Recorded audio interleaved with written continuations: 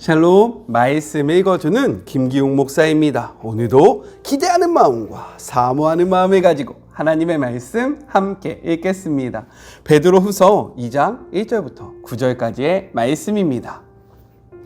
그러나 전에 백성 가운데 거짓 예언자들이 있었던 것처럼 여러분 가운데도 거짓 종교 지도자들이 나타날 것입니다.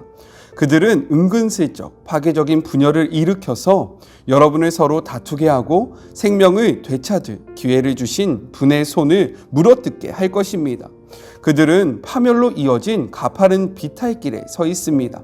그러나 그들은 파멸하기 전까지 옳고 그름을 구별하지 못하는 추종자들을 많이 모을 것입니다. 그들 때문에 진리의 길이 욕을 먹습니다. 그들은 자기만 아는 자들입니다. 그들은 무엇이든 그럴싸한 말로 여러분을 이용해 먹을 것입니다.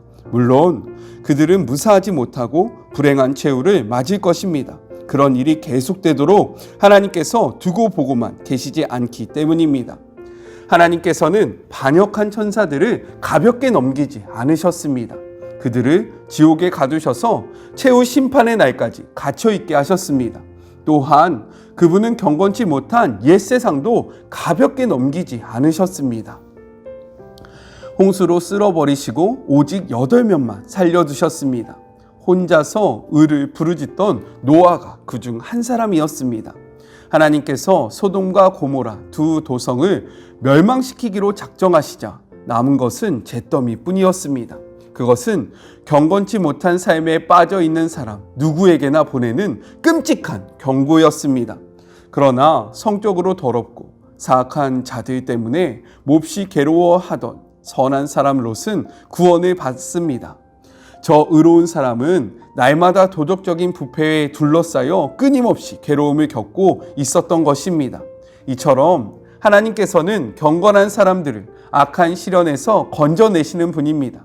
또한 그분은 사악한 자들의 발을 최후 심판의 날까지 불 속에 붙들어 두시는 분입니다. 이것은 하나님의 말씀입니다. 오늘부터 사도 베드로는요, 교회의 핵심 문제였던 거짓 선생들에 대해서 이야기를 합니다. 오늘은 그 첫 부분인데요, 내용상 두 부분으로 나눠서 생각해 볼 수 있습니다. 먼저는 1절부터 3절로 거짓 선생의 특징에 대해서 이야기를 하고 있어요. 사도 베드로는 과거 구약 시대에 거짓 선지자들이 있었던 것처럼 지금 너희들 교회 안에 거짓 선생들이 있다라고 이야기합니다. 거짓 선지자와 거짓 선생을 구별하고 있고요. 특별히 너희들에게는 거짓 선생들이 있다라고 이야기하고 있다라는 거예요. 성경에서 거짓 선지자들은요, 무엇을 나타내느냐? 신적 영감이나 신적 예언을 표방하는 자들을 의미하고요. 거짓 선생들은 잘못된 이단 사상을 표방하는 자들을 의미하고 있습니다. 1절을 보니까요, 베드로는 이들을 이렇게 표현하고 있어요. 그들은 멸망하게 할 이단을 가만히 끌어들여 자기들의 사신주를 부인하고 임박한 멸망을 스스로 취하는 자들이다 라고 이야기합니다. 여기서 이단은요, 복음의 진리를 거스르는 집단을 의미하고요. 그리고 가만히 끌어들인다는 것은 사람들이 눈치채지 못하게 몰래 끌어들이는 행위를 하는 자들을 의미합니다. 또 2절을 보니까요, 그들이 호색하는 것들을 따른다 라고 이야기합니다. 여기서 호색은요, 억제할 수 없는 유욕을 나타내는데 무절제 중에서도 특히 매우 음란한 성적 행위나 변태적인 성욕을 이야기하고 있는 거예요. 그리고 3절을 보니까요, 그들이 탐심으로 지어낸 말을 가지고 너희로 이득을 삼는다라고 이야기합니다. 이것은 무엇이냐면 한마디로 거짓 선생들은 사기꾼과 같은 자들이다라고 이야기하는 거예요.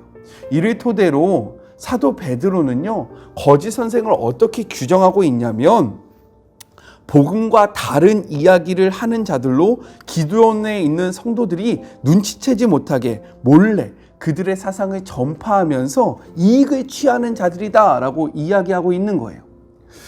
우리가 여기에서 생각해 보아야 할 것이 있습니다. 무엇이냐면 구약시대에서는요, 거짓 선지자들이 잘못된 메시지를 선포하면서 하나님의 백성을 멸망의 길로 인도했습니다. 그리고 신학시대에는요, 거짓 선생들이 이단 사상을 전파하면서 자신들의 유익을 취하면서 하나님의 백성들을 유혹했다라는 거예요. 구약 시대에도 있었고 그리고 신약 시대에도 있었던 이런 거짓 선생들은요, 오늘날에도 존재한다라는 겁니다. 따라서 우리는요, 깨어 있어야 해요. 우리가 깨어서 분별하지 못하면요, 우리는 이 복음의 여정에서 이탈할 수 있다라는 겁니다. 그렇게 우리는 성경을 알아야 해요. 따라서 우리는 성경을 읽어야 합니다. 그렇기에 여러분은 매우 잘하고 있는 거예요.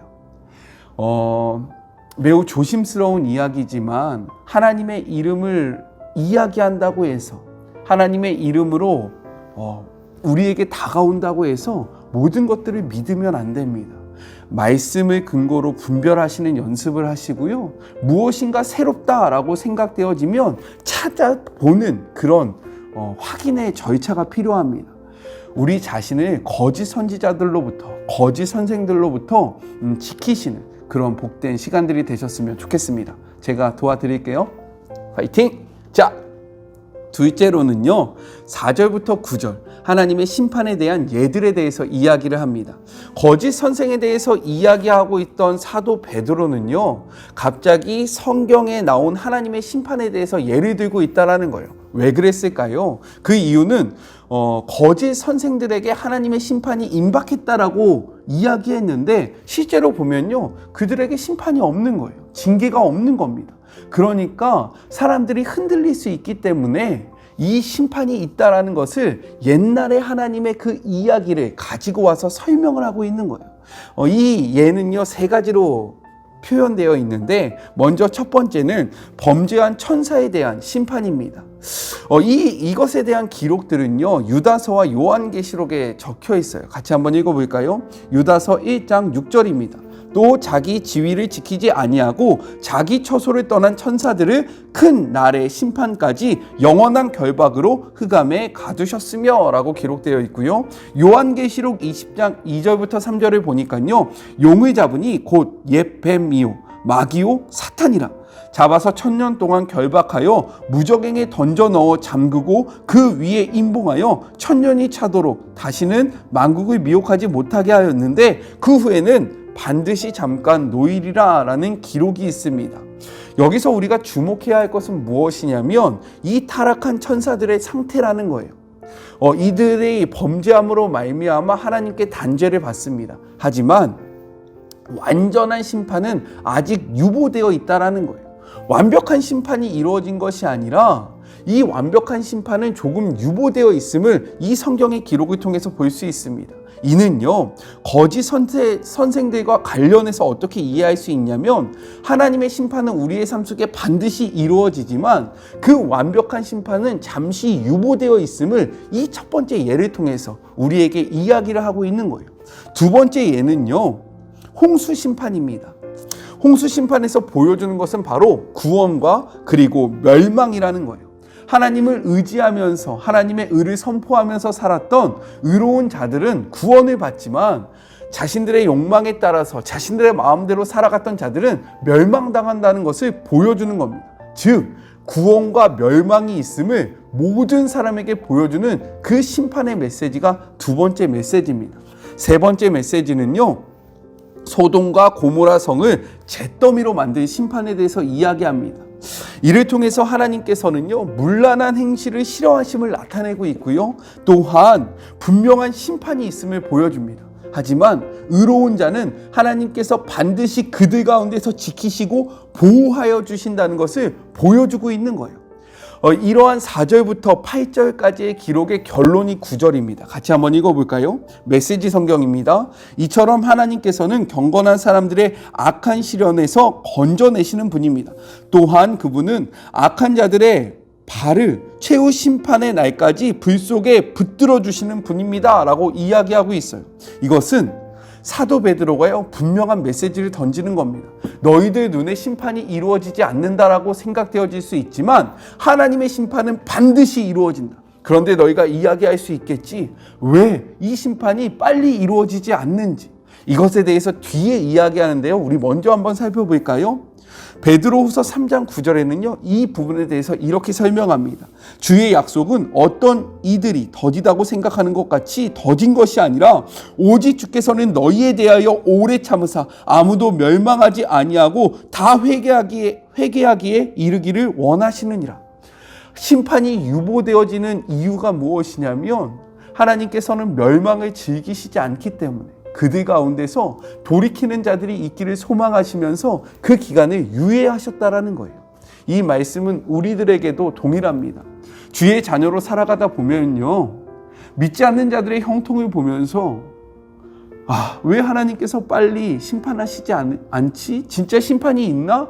이런 의심이 들 때가 있다라는 거예요. 그런데 오늘의 말씀을 보니까요, 사도 베드로는 분명히 이야기합니다. 하나님이 보고 계시고 하나님이 반드시 이것을 심판하신다. 그런데 이 심판이 유보되어지는 이유는 하나님이 우리를 너무나도 사랑하셔서 우리가 다 구원받기를 원하는 것이다. 우리는요, 하나님의 카이로스, 하나님의 때를 알지 못합니다. 그렇기에 매일매일 깨어서 하나님의 길을 쫓아가는 연습을 해야 하는 거예요. 오늘의 말씀을 통해서 하나님의 마음을 알고 마지막에 심판이 반드시 있다는 것을 기억하시면서 우리들의 삶의 방향을 바르게 하시는 복된 시간이 되셨으면 좋겠습니다. 우리 같이 기도할까요? 하나님 감사합니다. 오늘도 말씀을 통하여 깨닫게 하시고 말씀을 통하여 하나님의 뜻이 무엇인지를 분별하게 하시며 우리가 어떻게 살아가야 할지 그 삶의 방향성을 정해 주심에 감사합니다. 들었으면 행하게 하시고 심판이 없는 것이 아니라 심판은 반드시 이루어진다는 이 메시지를 분명하게 믿으며 나아가는 주의 모든 자들이 되게 하여 주시옵소서. 때로는 이 말씀이 우리가 생각한 때에 이루어지지 않기 때문에 이루어지지 않는 것처럼 보일 때가 있습니다. 하지만 하나님의 말씀은 1.1획도 어김없이 우리의 삶 속에서 반드시 이루어진다는 사실을 기억하게 하시고 하나님의 카이로스, 하나님의 때를 기다리며 우리가 깨어 분별하는 자들이 되게 하여 주시옵소서. 오늘 하루도 하나님이 지켜주시고 보호하여 주심을 믿으며 예수님의 이름으로 기도드립니다. 아멘. 의인의 삶이 어려울지라도 하나님은 악한 상황 속에서 우리들을 붙잡고 계십니다. 그 사실을 믿으면서 힘을 내시고요, 용기를 내시고 심판이 꼭 있음을 기억하시면서 말씀을 통해서 선포되어지는 메시지를 분별하시는 그런 복된 하루가 되셨으면 좋겠습니다. 저는요 또 내일 만나도록 할게요. 사랑하고 주님의 이름으로 축복하면서 오늘도 힘내세요. 우리 내일 만나요. 안녕. 오늘도 수고하셨습니다.